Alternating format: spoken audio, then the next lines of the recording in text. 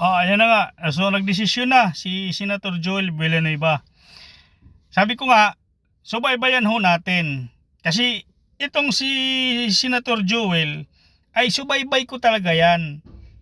Nasa TISDA pa lang yan. Subaybay ko na yan. Unang takbo niyan ng pagka congressman, senator, subaybay ko talaga yan. Kasi talagang iniidolo ko yan, taong yan. Dahil sa nagawa niya sa TISDA, so talagang napabilib niya ako. Ito ngayon ang problema. Yung inyong pagtalon sa kabilang bakod ay naglalarawan na wala ho kayong paninindigan. At lumalabas dito na mayroon ka talagang kinalaman dito sa insertion dyan sa flood control na yan. At po pwedeng maugnay dyan sa inyong relihiyon na inyong ipinangangaral sa inyong mga taga-sunod. Mukhang malabo na ho yata na kayo'y pagtiwalaan pa. Dahil mismo nga kayo, di ba? Hindi nyo alam kung anong gagawin nyo.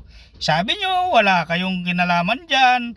So, anong dahilan kung bakit kayo lumipat? Na pressure kayo o ano pa man?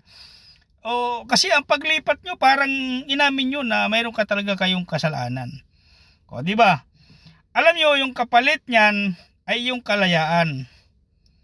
Ang kalayaan mo kapalit ang pagdurusa ng taong bayan. Dahil sa desisyon mo niyan.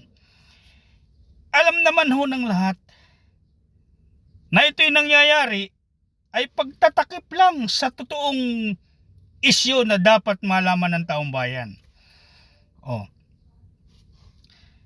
Sino pa ang magtitiwala sa inyo? Kung kayo'y pupunta sa inyong religion at kayo'y mangangaral, useless na rin ho yun.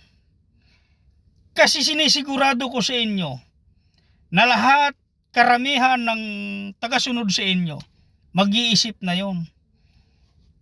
Diba? Bakit ako maniniwala sa mga sinasabi ninyo na kayo'y tagapagpalaganap ng salita ng Diyos?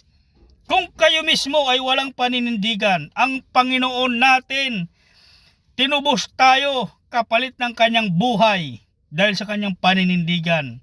Tapos kayo, sasabihin nyo may paninindigan?